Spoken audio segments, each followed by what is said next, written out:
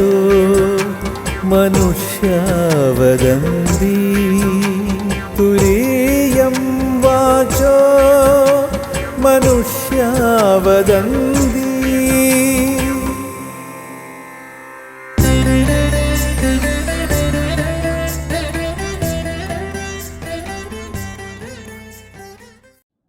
തുരീയം സംഗീതോത്സവം ഈ 111 ദിവസം നടത്തുമ്പോൾ അതിൻ്റെ പ്രധാന തലത്തിലുള്ളൊരു ഉദ്ദേശതലം സാംസ്കാരിക തകവോടുകൂടി സംഗീതത്തിൻ്റെ ഒരു മാസ്മരികത പബ്ലിക്കിൽ പൊതുജനങ്ങൾക്ക് ഉണ്ടാക്കിയെടുക്കുവാനും ഒരു സംഗീത സംസ്കാരത്തെ വളർത്തിയെടുക്കുവാനുമുള്ള ഒരു നല്ല അന്തരീക്ഷം ഉണ്ടാക്കുക എന്നത് അതിലുപരി പൊതുവായ ഒരു സാംസ്കാരിക തലത്തെ സാമൂഹികമായിരിക്കുന്ന മറ്റ് പല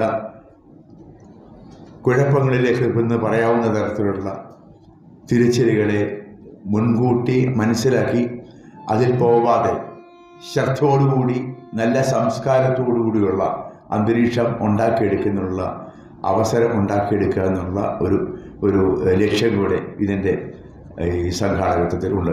വെസ്റ്റ് ബംഗാൾ ഗവർണർ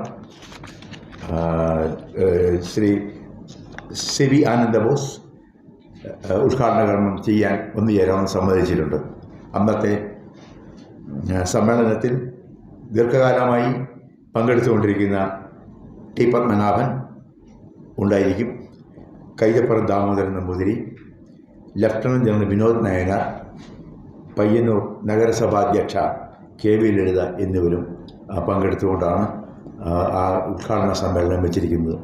അതിനുശേഷം 10-ാം ദിവസവും 25-ാം ദിവസം 50-ാം ദിവസം 75-ാം ദിവസം 100-ാം ദിവസം ഇങ്ങനെ ഓരോ ദിവസങ്ങളിലും ഇതുപോലുള്ള സാംസ്കാരിക സമ്മേളനങ്ങൾ ഉയർന്ന ഒരു നിലവാരത്തിലുള്ള ഒത്തുചേരലുകളിൽ കൂടി ഉണ്ടാകേണ്ട ശക്തി ഉണ്ടാകത്തക്ക രീതിയിലുള്ള പ്രാമുഖ്യമുള്ളവർ സംഘടിപ്പിച്ചുകൊണ്ടുള്ള സമ്മേളനങ്ങൾ ഉദ്ദേശിക്കുന്നുണ്ട്. ഈ ദൈർഘ്യമുള്ള ഈ ദിവസങ്ങളിലെ പരിപാടികൾ ഇന്ന് തീരുമാനിച്ച് വെച്ചിട്ടില്ലെന്നുള്ളതാണ്. അതിനുശേഷം അവസാന സമാപന സമ്മേളനവും അതുപോലെ തന്നെ പ്രാമുഖ്യമുള്ളവരെ മുൻ വർഷങ്ങളിൽ നടത്തിയതുപോലെ തന്നെ നല്ലൊരു സമ്മേളനവും അതിനോടനുബന്ധിച്ചുള്ള മറ്റു പല കാര്യങ്ങളും തോടുകൂടി സമാപനം 111-ാം ദിവസം നടത്തുകയും ചെയ്യുന്നു. ഇതാണ് പൊതുവിൽ. ഇതിനകത്ത് ഓരോ ദിവസവും പങ്കെടുക്കുന്നവരുടെ പേരുകൾ എടുത്തെടുത്ത് പറയുന്നില്ല, കാര്യം 111 ദിവസമില്ല. അതിനകത്ത് ഹിന്ദുസ്ഥാനി സംഗീതത്തിലെ കർണാടക സംഗീതത്തിലെ പ്രാമുഖ്യമുള്ള വളർന്നു വരുന്ന ശക്തരായ പല സംഗീതജ്ഞരും പലരും തന്നെ പങ്കെടുക്കുന്നുണ്ട്. അതുപോലെ തന്നെ പുല്ലാങ്കുഴൽ, വീണ, മോഹന വീണ, സന്തൂർ, സിത്താർ, സാരംഗി ഇങ്ങനെയുള്ള ഇന്ത്യയിലെ എല്ലാ വാദ്യോപകരണങ്ങളിലും കഴിവ് പ്രകടിപ്പിക്കാൻ സാധ്യതയുള്ള സംഗീതജ്ഞരും എല്ലാ ഇതിനെ സംഘാടകർ ഉദ്ദേശിച്ച് നടത്തിയിരിക്കുന്നത്.